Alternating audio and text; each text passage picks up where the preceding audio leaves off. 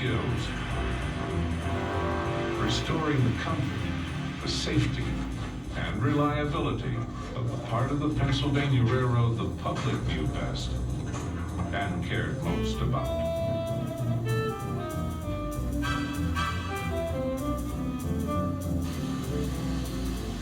A 1,000 passenger cars overhauled each year.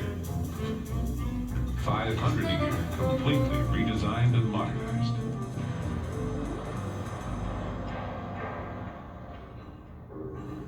But this was some of the hardest repair work. And the dirtiest. Class repairs to steam locomotives. From simple repair to total rebuilding. They applied skill with judgment and teamwork.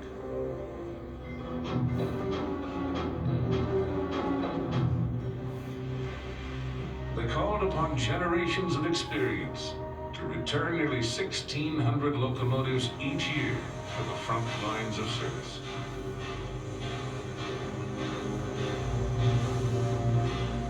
For the Pennsy and for Altoona, those locomotives were proud symbols.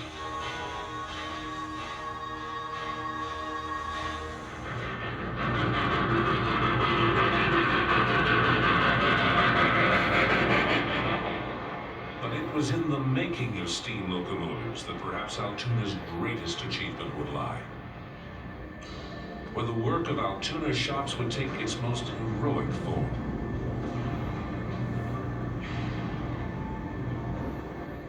Many different settings revealed the range of the tasks and the drama of the process.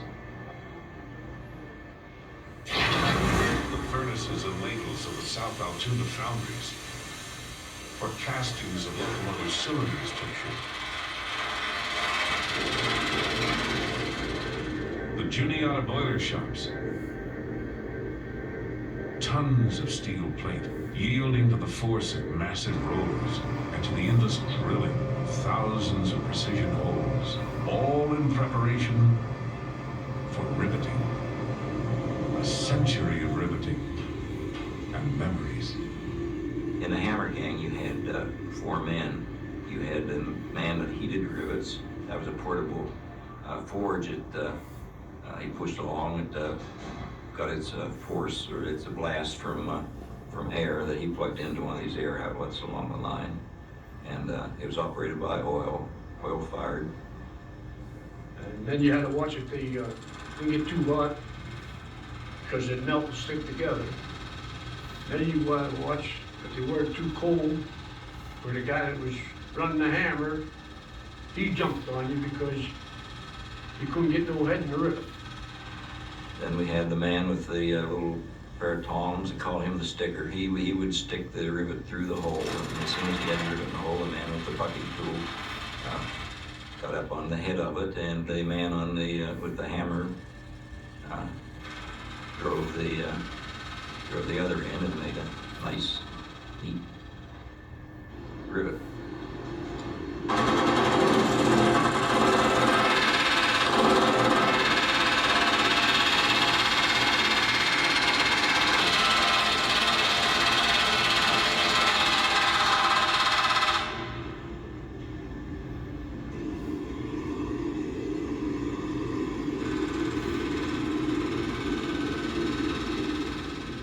The advancing construction of steam locomotives required myriad other skills as well.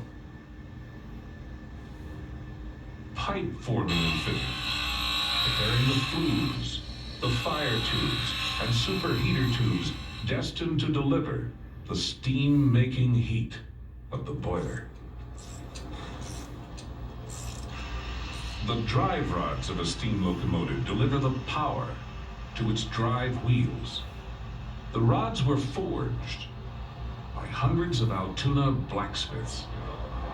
The blacksmith shop in Juniata at one time had 500 men in both shops. It was a big operation. It had 7-man forge crews. It took 7 men to do it.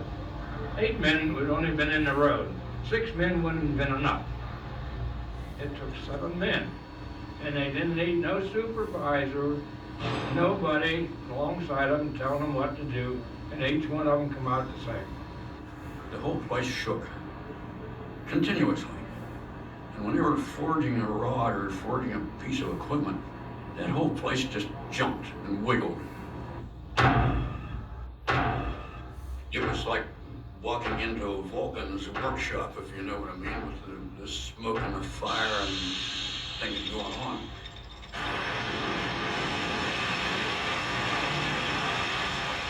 Making dry rods involved many skills, and perhaps more than any other, the work of Altoona machinists and mechanics would come to stand for the worldwide reputation of Altoona as the place where just about anything could be made with precision to last.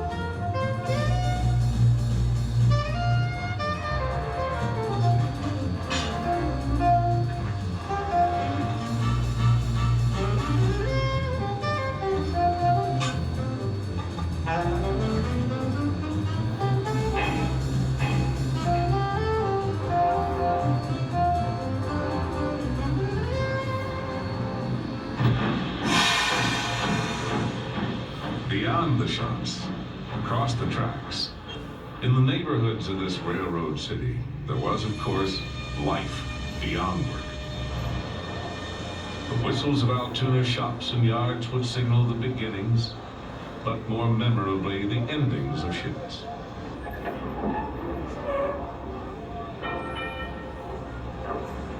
It seemed like such a brief time between those whistles for the rest of life to unfold.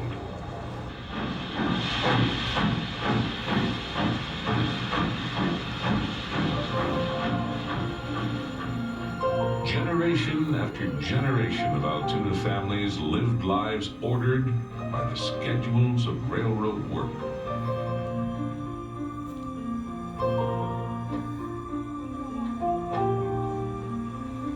And even when they'd get away, even when families took time off together, for the simple pleasure of a summer afternoon, their outings would often lead them back to a destination that young and old always looked forward to.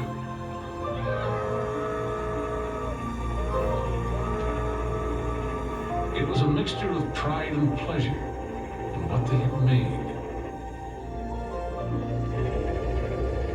and what they had kept running. Of course, on Monday, they'd be back at work again.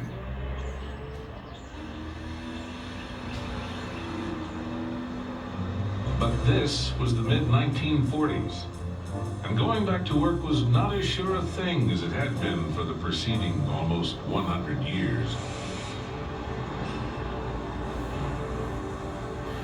Many of them thought this was a high point, a promising look at a railroading future.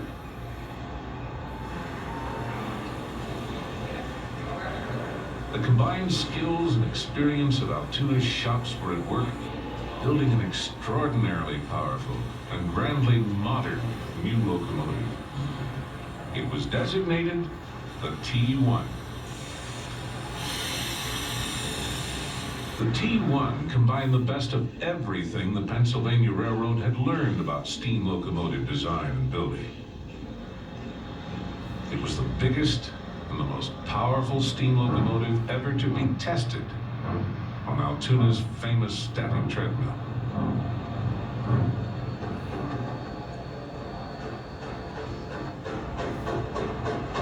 Its power, its efficiency, the performance of every moving part was put to the same rigorous evaluation that over 6,500 locomotives preceding it had been subjected to.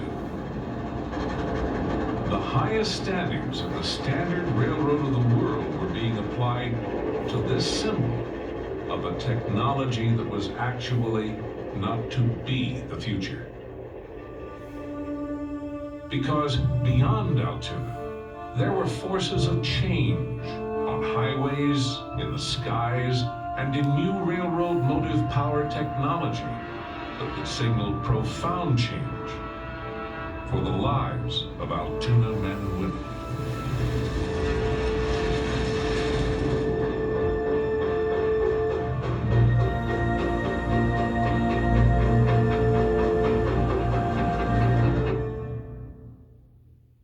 The T1 would be the last steam locomotive ever built by Altoona.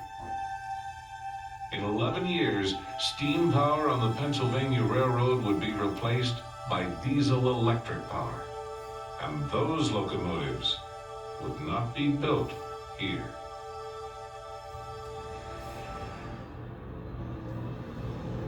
It was the end of the steam era in Altoona. It had been a great and demanding time for thousands. But the change would leave many behind. No longer required were the skills, or the tools, or the accumulated experience that Altoona's work in steam had come to represent to the entire world.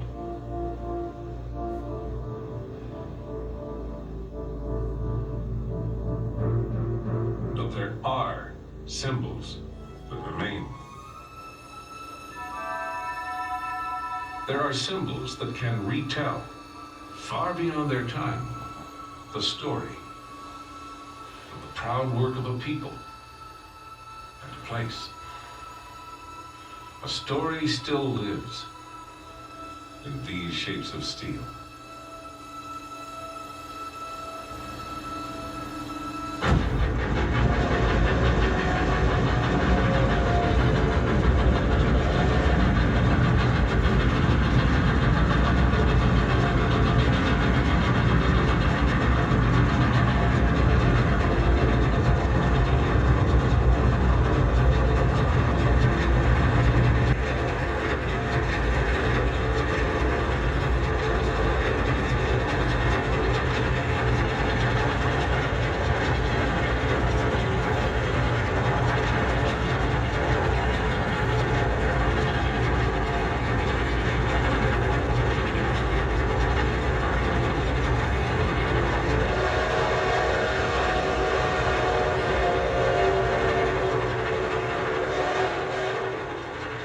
This valley, once filled with smoke and soot and cinders, where whistles measured out the days and the nights, where the sounds of forging and riveting and passing trains set the rhythm of life,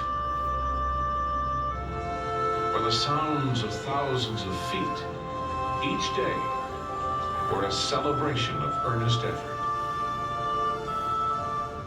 Nothing can erase the achievement and the memory of this great city and its people at work.